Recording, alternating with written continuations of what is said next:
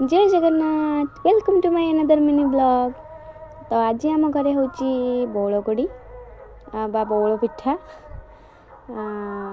तो तापाई आम चाउलटा को भेदेकिना सुखेकी रखी आठ मु ग्राइंडिंग करनेली आठ चलैकी चूना करदेली। तापर ये आमर पिठापाई चुली रे बसी जाइए माड़िया माड़िया गरम पानी अच्छी गरम पानी मुझे चूना पकाउची आ मो माँ ये चूनाटा को घाटुची खली कराब खली करके देन पिठा आमर तैयारी हम। तो एमती यही पिठा कौटी क्या घरे हुए तो प्लीज़ कमेंट करके निहाती जनइबे। तो ये आमर होगला खली प्रस्तुति तापर देख मो माँ के एमती गोल गोल कर देन मु भी करी। पिठा तो खाइप बहुत टेस्ट लगे खास कर यार झोलटा आईगला आमर रसगोल्ला। तो पूरा रसगोल्ला भाई देखा कि नहीं।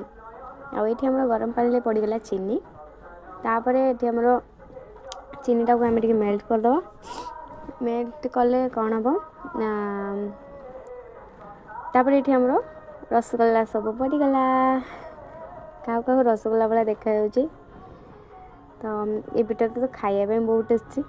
तो ये माँ सब पिठा गुड़ा पकईदेला पानी रे तापर आम अमूल पकईदबा अमूल पकई सारापर होमर पिठा आठी पिठाटा पूरा सीझीगला आमर पानीटा पूरा सीझीगला जेहेतु ये छोट होगला सेटा तो आमर गोटे बड़ जगार बड़ माड़िया है।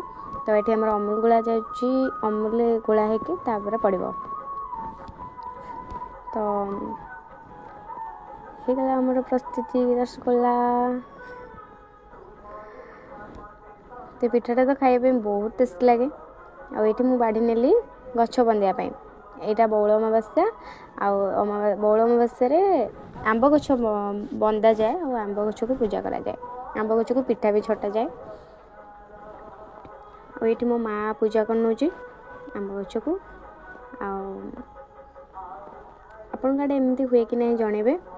जदि मो वीडियो भल लगी ताले लाइक शेयर सब्सक्राइब करने जमा भी भूलें आ कमेंट रे जनइबे निहाती जनइबे कमेंट रे कि आपण आड़े एमती हुए कि नहीं। आठी गछ बंधाण सरीगला देन आम गछ को गोटे गोटे पिठा छाटिदबा छाटिले सीना भलसे बौल हम आम आंब खाइबा। आठी मो माँ पिठा छाटुची तो अंधार भलसे देखा जाऊन तो ये मुझे छाटिदेली पिठा दुटा।